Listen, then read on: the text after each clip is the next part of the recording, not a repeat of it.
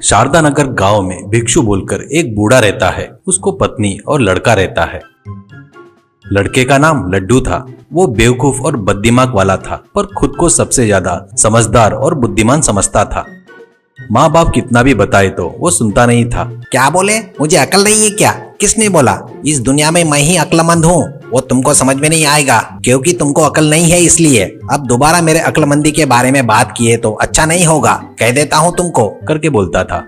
भिक्षु एक गाड़ी पर चूर चूर नान थाली बनाकर बेचता था। वहां पर अनलिमिटेड नान थाली भी मिलती है। चूर चूर नान थाली बोले तो एक प्लेट में 3-4 प्रकार के सब्जियां डालकर 2 पराठे को हाथ से मसल कर प्लेट में डालकर देना, और वहां के लोग वो पसंद से खाते थे।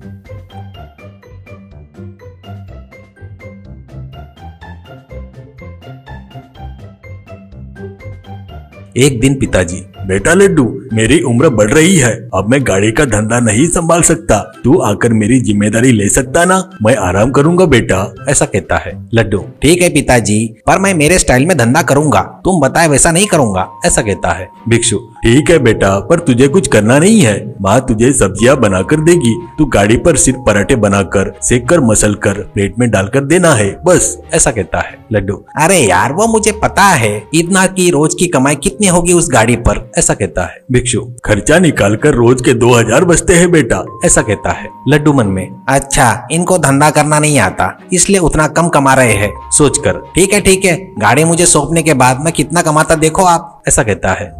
ऐसे वो अगले दिन गाड़ी पर चूर चूर नान थाली बनाकर बेचने लगता है।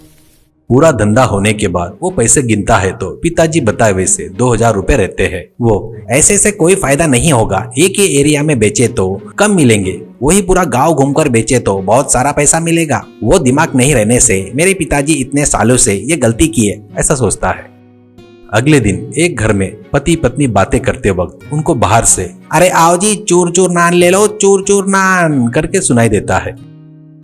पति एक बर्तन लेकर बाहर आते तक लड्डू तेजी से गाड़ी ढकेलते हुए बहुत दूर चला गया था।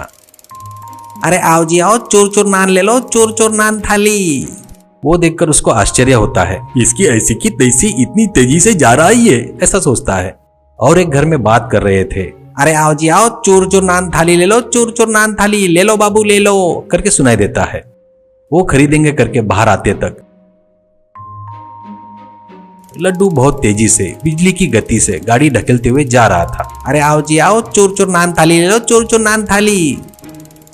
एक जन, ये कौन है रे भाई, खरीदने के लिए आने से पहले ही चला गया, कहता है। तो और एक व्यक्ति, ये भिक्षु का लड़का है, शायद बस स्टैंड के सेंटर में 2 दिन से गाड़ी नहीं लगा रहा है, ऐसे ही गली गली घूमते हुए बेच रहा है शायद, ऐसा कहता है। ऐसे गांव के लोग बाहर आने से पहले ही वो, चोर चोर नान थाली ले लो, चोर चोर नान थाली ले लो बाबूजी, करके तेजी से गाड़ी ढकेलते हुए जा रहा था। घर पर भिक्षु गाड़ी पर बचा हुआ खाना देखकर, बेटा ले गया वैसा वापस लेके आया, क्यों बिका नहीं क्या, किसी ने खरीदा नहीं क्या बेटा, ऐसा कहता है। लड्डू, पिताजी मैंने पहले ही बताया था मेरे धंधा करने का स्टाइल बिल्कुल अलग है करके, मेरा कॉन्सेप्ट तुमको बताए तो भी समझ में नहीं आएगा, करके चिढ़ता है। एक दिन एक एरिया के सभी लोग जमा हो जाते हैं। एक व्यक्ति, ये कौन है, इतने फास्ट जा रहा है, 4 दिन से उसको पकड़ने की कोशिश कर रहा हूँ पर वो मिल नहीं रहा है, ऐसा कहता है। और एक औरत, हाँ बेटा, मैं और मेरे पति भी उसको पकड़ने को देख रहे हैं, वो बिजली की गति से चला जा रहा है बेटा, ऐसा कहती है। एक व्यक्ति, कल कैसे भी करके उसको पकड़ कर रहेंगे, सब लोग तैयार हो जाओ, ऐसा कहते हैं। अगले दिन लड्डू, अरे आओ जी आओ, चूर चूर थाली नान ले लो, चूर चूर नान ले लो भाई ले लो, करके तेजी से जाते हुए सडनली गाड़ी रोक देता है।